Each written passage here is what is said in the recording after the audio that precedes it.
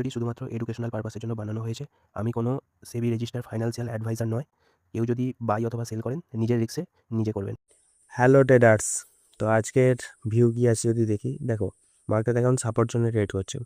যদি আমরা জোনটা টানি, দেখো এটা হচ্ছে একটা ভালো সাপোর্ট জোন যেখানে মার্কেট ট্রেড করছে। যেহেতু এটা সাপোর্ট জোন, এটা আমরা কী করে নেবো, গ্রিন কালার করে নেবো। ঠিক আছে, এটা গেল সাপোর্ট জোন। এর পরবর্তী সাপোর্ট জোন যদি যাই, আমার অনেক প্রিভিয়াসে যেতে হবে এবং সেটা যদি আমরা টানি, মোটামুটি এটা এই কাছাকাছি হতে চাইছে।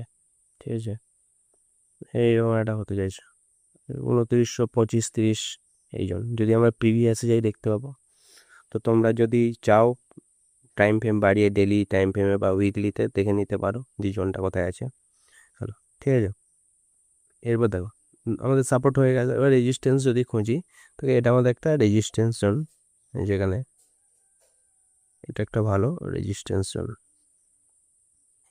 রেজিস্ট্যান্স জোনের কারণ আমি বলে দিচ্ছি। দেখো আগে এটা ব্রেকডাউন করেছে, রিটেস্ট করেছে, আর সাস্টেন করতে পারেনি, সেই জন্য বড় মুভ দেয়নি, আবার ব্রেকআউট করে দিয়েছে, রিটেস্ট করেছে, আবার আপসাইড মুভ দিয়েছে, এইভাবে কন্টিনিউ ব্রেকডাউন করেছে, রিটেস্ট করেছে এবং বড় ফল দিয়েছে। ঠিক আছে, এটা একটা রেজিস্ট্যান্স হয়ে গেল। আর এর পরবর্তী রেজিস্ট্যান্স যদি বলি, এটা আগের দিনের আমার অ্যানালাইসিসটা দেখবে যে মার্কেট ঠিকঠাকই মুভ দিয়েছে, রিটেস্টটা ঠিকঠাক ধরার সুযোগ দেয়নি, একটা ক্যান্ডেলে পুরো একবার টিপি পর্যন্ত টার্গেট দিয়ে দিয়েছে।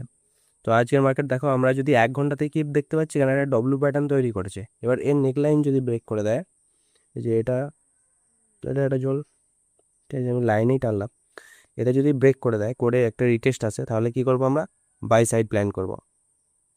দেখো ডব্লিউ, ঠিক আছে, এই এই এটা যদি ব্রেক করে দেয়, একটা ছোট্ট রিটেস্ট আসবে, আসার পরে কী করবো, আমরা এই বাই সাইড প্ল্যান করব। ফার্স্ট টার্গেট আমরা এই তোমার 4034 এই পর্যন্ত রাখবো, 34-35।